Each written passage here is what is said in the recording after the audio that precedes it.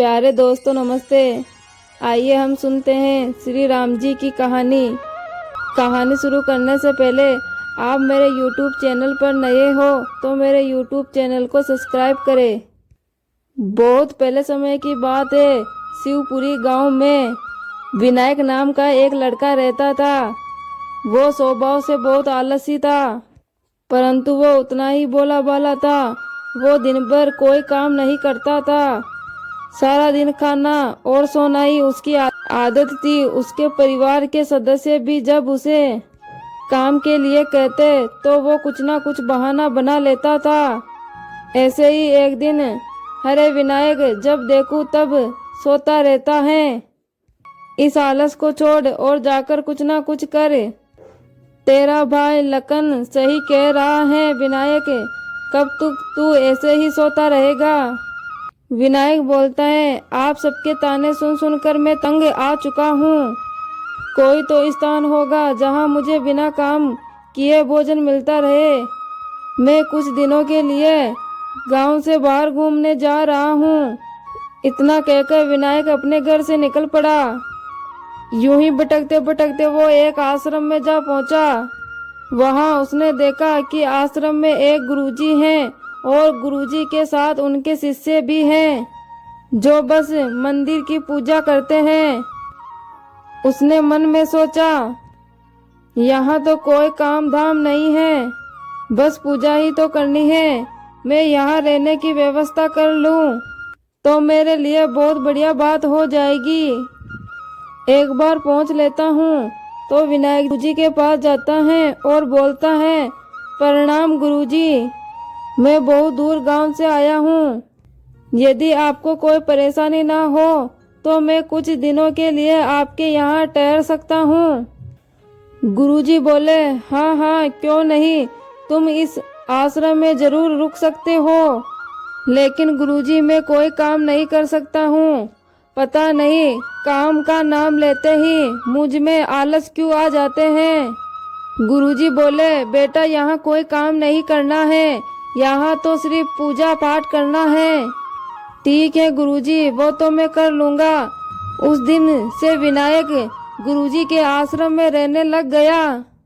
ना कोई काम ना कोई दाम, और समय से खाना मिलने लगा। इससे विनायक पूजा पाठ पूरी लगन से किया करता था और प्रभु की भक्ति में भजन गाया करता था। ऐसे ही विनायक को आश्रम में रहते महीना हो चुका था। एक दिन ऐसे ही विनायक पूजा पाठ करके रसोई में भोजन करने के लिए गया। उसने देखा कि आज तो रसोई में खाने की कोई तैयारी ही नहीं है। वो रसोई में देखकर अपने गुरुजी के पास आया और बोला, गुरुजी आज खाना नहीं बनेगा क्या? गुरुजी बोले, विनायक आज एकादशी है, आज आश्रम में सबका उपवास है और आज तुम भी उपवास रखो।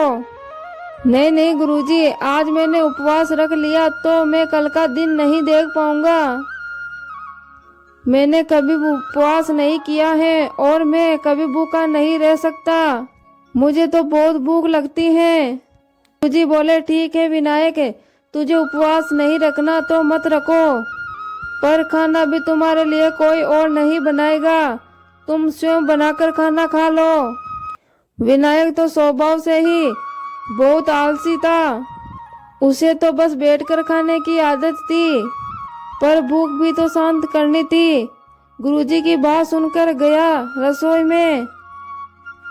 लकड़ी, आटा, तेल सब सामग्री लेकर विनायक खाना बनाने बैठ गया। उतने में गुरुजी आ गए और गुरुजी बोले, विनायक तुम आज उस नदी के पार जाकर रसोई बना लो और जब तुम भोजन बना लोगे तब राम जी को भोग जरूर लगा लेना। ठीक है गुरुजी, मैं भोजन बनाकर राम जी के भोग लगा दूंगा। अब मैं चलता हूँ। विनायक नदी पार पहुंचकर जैसे तैसे कर खाना बनाया। विनायक मन में बोलता है, यह भोजन बनाना तो कितना भारी काम है, पर जैसे तैसे बन गया। अब जल्दी से खा भी लेता हूँ। पर गुरुजी ने कहा था, भोजन करने से पहले श्री राम के भोग जरूर लगा देना। आओ मेरे राम जी, भोग लगाइए। प्रभु राम आइए, श्री राम आइए, मेरे भोजन का भोग लगाइए। अरे मेरा भोजन भी समाप्त हो गया और भोजन ठंडा हो रहा है और भगवान तो आया ही नहीं। ऐसे कोई नहीं आया तो विनायक तो परेशान हो गया कि यहाँ तो कोई नहीं आया और मुझे तो बहुत तेज भूख लग रही है और राम जी तो आ ही नहीं रहे। गुरुजी तो जानते थे कि प्रभु साक्षात आएंगे तो नहीं, और इधर विनायक था आलसी, वो कुछ समझदार नहीं था, वो गुरुजी की बात पर ही अटा रहा। विनायक बोलता है, देखो राम जी, मुझे पता है मैंने रूखा सूखा बनाया है, इसलिए आप खाना खाने नहीं आ रहे हो। तो सुनो प्रभु, आज आश्रम में भी कुछ नहीं बनाया है, आज एकादशमी का सब उपवास है, खाना हो तो यही भोग खा लो। वो कहते हैं ना, भगवान भी भगत के वश में होते हैं। भगवान श्री राम जी अपने भगत की सरलता पर बहुत ही मुस्कुराए और माता सीता के साथ प्रकट हो गए। विनायक उनको देखकर मन में सोचता है कि गुरुजी ने तो कहा था कि श्री राम ही आएंगे, लेकिन उनके साथ तो सीता मैया भी आ गई। पर मैंने तो भोजन सिर्फ 2 ही लोगों का बनाया है, एक को खिलाऊंगा और दूसरे को ना पूछूंगा तो ये अच्छा नहीं लगेगा। चलो कोई बात नहीं, मैं आज इन दोनों को ही भोजन खिला देता हूँ और मैं आज भूखा रह लूंगा। सीता माता खाते हुए बोली, प्रभु आज आपके इस भगत ने तो भोजन बहुत ही स्वादिष्ट बनाया है, तभी तो माते मैंने तुम्हें मेरे साथ आने का आग्रह किया है। विनायक बोला, प्रभु आप दोनों को मेरे हाथ का भोजन अच्छा लगा, ये जानकर मुझे बहुत ही खुशी हुई है, पर मैं ये नहीं जानता था कि आप दोनों एक साथ आएंगे, इसलिए मैं भूखा रह गया। अगली एकादशी पर ऐसा ना करना, पहले ही बता देना आप कितने जने आ रहे हो, और हाँ थोड़ा जल्दी आ जाना। भगवान श्री राम जी विनायक जी की भोली भाली बातें सुनकर मुस्कुराने लगे और माता सीता के साथ प्रसाद ग्रहण करके चले गए। अगली एकादशी तक विनायक सब कुछ भूल गया। उसे लगा भगवान ऐसे ही आते रहेंगे और ऐसे ही भोजन ग्रहण करके जाएंगे। फिर एकादशी आई तो विनायक सोच में पड़ गया। विनायक सोचता है, कहीं ऐसा ना हो कि मैं 2 ही लोगों का भोजन बना लूं और साथ में माता भी आ जाए, इसलिए मैं 3 लोगों का भोजन बना लेता हूँ। विनायक अपने गुरुजी को बोलता है, गुरुजी मैं नदी पार भोजन बनाने जा रहा हूँ, लेकिन आज अनाज थोड़ा ज्यादा लगेगा क्योंकि वो 2 लोग खाना खाने आते हैं।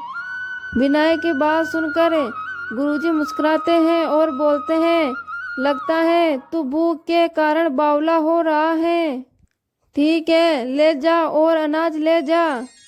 अब की बार विनायक ने 3 लोगों का खाना बनाया। फिर श्री राम और सीता माता को पुकारा, माते आइए और प्रसाद ग्रहण कीजिए। भगवान की भक्ति भी बड़ी निराली है, उन्हें अपने भगत के साथ हंसी टिटोली करने का मजा ही आता है। इस बार श्री राम माता सीता के साथ भरत लक्ष्मण शत्रुघ्न और हनुमान जी को साथ में लेकर आ गए। विनायक उनको देखकर बोलता है, अरे ये क्या हुआ, एक का भोजन बनाया तो 2 आए और 2 का भोजन बनाया तो पूरा खानदान ही आ गया, लगता है आज भी भूखा ही रहना पड़ेगा। विनायक ने सबको भोजन खिलाया और बेटा बेटा देखता रह गया। इस एकादशमी भी पहले की जैसे ही निकल गई। ऐसे दिन निकले और फिर एकादशमी आई। विनायक ने अपने गुरुजी से कहा, गुरुजी आपके श्री राम जी अकेले क्यों नहीं आते, या अपने पूरी परिवार को लेकर ही क्यों आते हैं, इस बार अनाज थोड़ा ज्यादा देना। विनायक की बात सुनकर गुरुजी मन में सोचते हैं कि ये विनायक हर बार मेरे से अनाज ज्यादा बढ़ाकर ले रहा है, कहीं ये अनाज को बाजार में बेचता तो नहीं है। आज मुझे इसका पीछा करना होगा। ठीक है विनायक, भंडार में से जितना अनाज चाहिए उतना ले लो।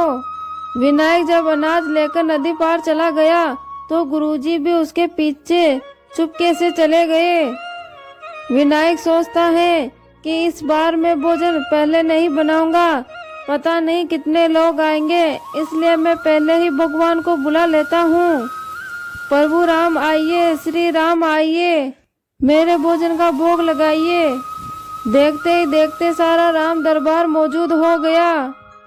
राम मुस्कुराए और सीता माता भी गदगद हो गई। हनुमान जी बोले, प्रभु ये क्या, हम सब तो आपके साथ भोजन के लिए पधारे हैं और यहाँ पर तो प्रसाद तैयार ही नहीं है। विनायक बोलता है, प्रभु मैंने इस बार खाना नहीं बनाया। श्री राम बोले, विनायक आज क्यों नहीं बनाया?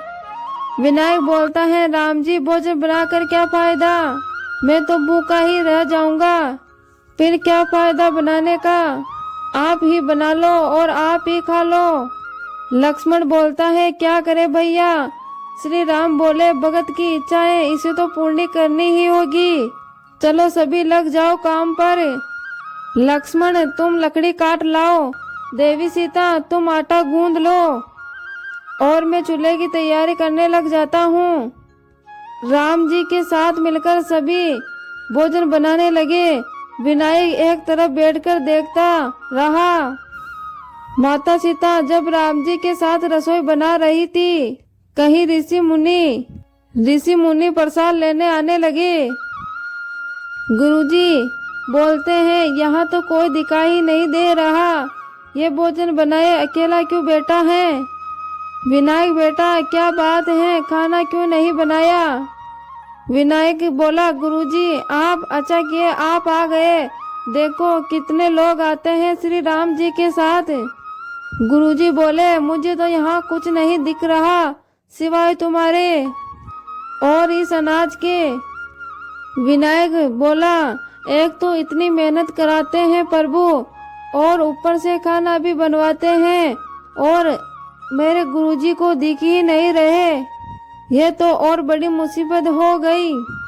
विनायक बोलता है, राम जी आप गुरुजी को दिख क्यों नहीं रहे? राम बोला, मैं उन्हें नहीं दिख सकता। विनायक बोला, क्यों? पंडित जी तो बड़े गुरु हैं, ज्ञानी हैं, विद्वानी हैं और उन्हें तो बहुत कुछ आता है, उनको क्यों नहीं दिखते आप? राम बोले, माना उनको सब कुछ आता है लेकिन वो सरल नहीं है तुम्हारी तरह, इसलिए मैं उनको नहीं दिखता। विनायक बोला, गुरुजी प्रभु कह रहे हैं कि आप सरल नहीं हैं, इसलिए आप को श्री राम जी नहीं दिखाई देंगे। गुरुजी बोले, वाकई मैंने सब कुछ पाया लेकिन तुम्हारी तरह सरलता नहीं पाई और प्रभु तो मन की सरलता से ही मिलते हैं। हे प्रभु श्री राम, मेरी आपसे विनती है कि मुझे आपके दर्शनों से मेरे मन को शुद्ध करे। प्रभु श्री राम जी प्रकट हो गए और अपने गुरुजी को भी दर्शन दिए। इस तरह एक भगत के कहने पर प्रभु ने रसोई बनाई। गुरुजी समझ चुके थे कि विनायक मन का बड़ा ही भोला भाला है और भगवान तो अपने भगत के सरल मन के प्रति ही लालायित रहते हैं। विनायक को भगवान श्री राम के साक्षात दर्शन की बात सुनकर उसकी माता और भाई भी बहुत गर्वित और खुशहाल हो जाते हैं।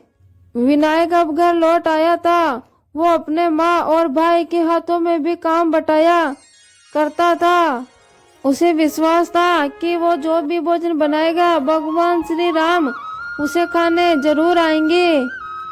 तो प्यारे दोस्तों, ये थी श्री राम जी की रोचक कहानी। कैसी लगी कमेंट बॉक्स में कमेंट करके जरूर बताएं। धन्यवाद।